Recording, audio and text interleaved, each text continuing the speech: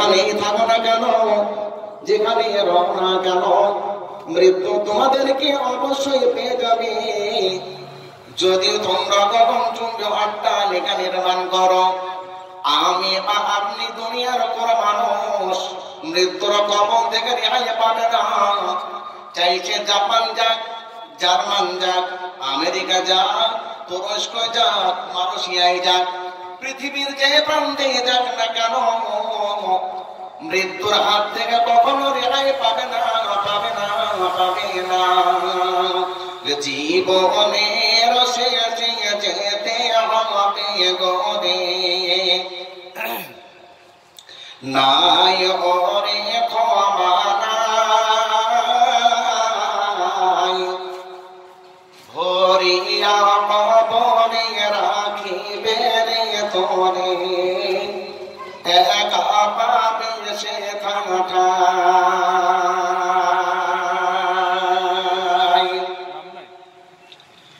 এ জগতে যারা ছিল রে আপন,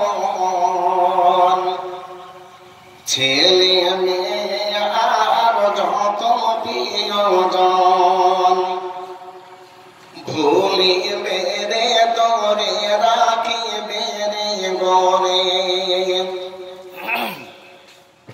হবি বড় অসহায়, জীবনের শেষে যেতে হবে গোরে, নাই রে ক্ষমা নাই। জীবন যখন শেষ হয়ে যাবে, মৃত্যু যখন বরণ করবে, নিথর দেহটাকে তখন ফুলের পাতা গরম পানি গোসল দিবে গম, বাজার শেষ থেকে সাদা কাফনটুকু নিয়ে আসা হবে। কাফনে চড়িয়ে ওই কবরের মধ্যে যখন শয়িত করা হবে, তখন সেই ব্যক্তি বুঝতে পারবে কোথায় আমার স্ত্রী, কোথায় আমার আব্বা, কোথায় আমার মা, কোথায় আমার কলিজার টুকরা সন্তান, কোথায় আমার বন্ধু, কোথায় বা আমার বান্ধবী। কেউ তখন তার কাছে থাকবে না, আফসোস করবে। দুনিয়ার বুকে টাকা টাকা টাকা করে মানুষ পাগল হয়ে গেছে, আল্লাহকে ভুলে গেছে গো, নামাজ পড়তে চাই না, আল্লাহর ডাকে সাড়া দিতে চাই না, রমজান মাসে রোজা রাখতে চাই না।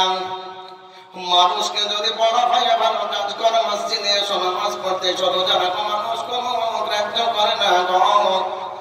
তাই আল্লাহ রাব্বুল আলামিন তিনি বলেন, আলহাকুমুত তাকাসুর হাত্তা যুরতুমুল মাকাবির, সব জিনিস বেশি বেশি পাবার আছে তোমাদেরকে পরকাল থেকে ভুলিয়ে রেখেছি, যতক্ষণ না তোমরা কবরের মুখ দেখো।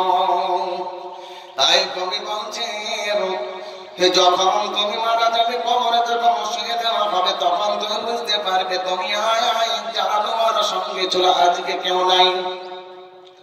আবু হুরায়রা বর্ণনা করছেন, ইযা মাতাল ইনসান ইনকাতা আনহু আমালু ইল্লা মিন সালাতাতিন, ইল্লা মিন সালাতাতিন জারিয়াতিন আও ইলমিন ইউনতাফাউ বিহি আও ওয়ালাদিন সালিহিন ইয়াদউ লাহু। মানুষ যখন মৃত্যুবরণ করে, মানুষ যখন মারা যায়, সমস্ত আনন্দের বিচ্ছিন্ন হয়ে যায়। নামাজ পড়তে পারে না, রোজা রাখতে পারে না, ইবাদত করতে পারে না। নবী আমার বললেন, আমার সাহাবারা, তোমরা এমন দিনকে কাজ করবে যে কাজ করলে মরণের পরেও তোমাদের কবরে নেকি লেখা হবে গো। একটা হচ্ছে সাদকায়ে জারিয়া, মাদ্রাসার জন্য কিছু দান করবে, মসজিদের জন্য কিছু দান করবে। একটা টিউবওয়েল বসিয়ে দেবে মানুষের উপকারের জন্য, একটা গাছ লাগিয়ে দেবে, একটা কুয়া কেটে দেবে, একটা বিশ্রামাগার তৈরি করে দেবে, রাস্তায় চলতে চলতে মানুষ এখানে আরাম ফরমাবে। এটা হচ্ছে সাদকায়ে জারিয়া। তুমি মরে যাবে, তবুও তোমার নেকির খাতা ফেরেশতারা লিখতে থাকবে। তারপর বলা হচ্ছে এমন বিদ্যা তুমি অর্জন করো, হাদিস সেরকম মানে শিক্ষা গ্রহণ করো, কোরআন শিক্ষা করো, মানুষকে কোরআনের শিক্ষা দাও।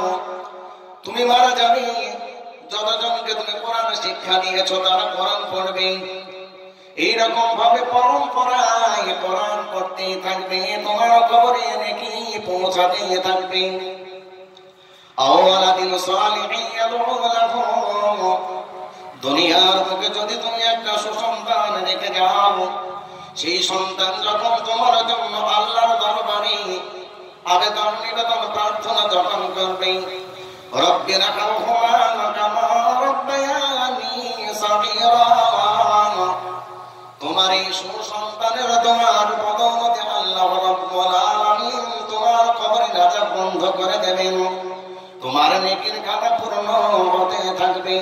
তাই বলে মা বহিনীর আমার আব্বা জানেরা, আজকে আপনারা যে টাকাটা দেবেন না সাদাকায়ে জারিয়া, যখন আমি আপনি মারা যাব, মরণের পর আল্লাহ রাব্বুল আলামিন নেকির খাতা ফেরেশতাদের দ্বারা পূর্ণ করতে থাকবেন।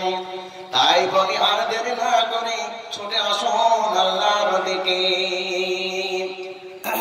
আমি আপনি যখন দুনিয়ার বুকে এসেছিলাম, ন্যাংটা হয়ে এসে চুলঙ্গ অবস্থায়, শরীরে কোনো পোশাক ছিল না।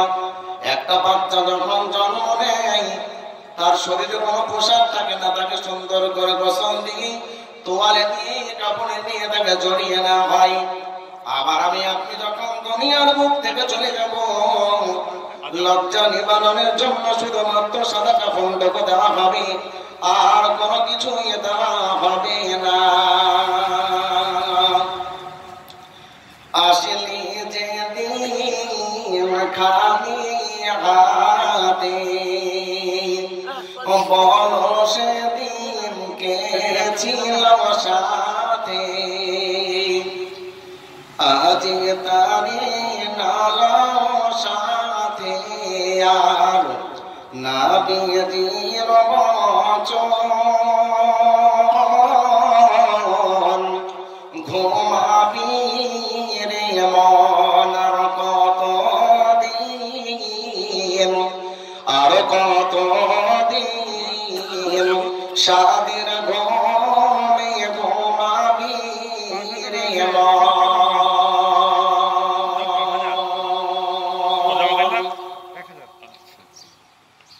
মায়ের পেটে হজম হতে বাঁচলি রে মর কার দয়াতে, আজ তারে নালাম সাথে, আর নাবিয়ির বচন ঘুমাবি রে মন, আর কত দিন, আর কত দিন সাদের ঘুমে ঘুমাবি রে মন। একটা দানিলে দিতি তত এখান থেকে বলেন, এরকম পত্র বলতে লাগে।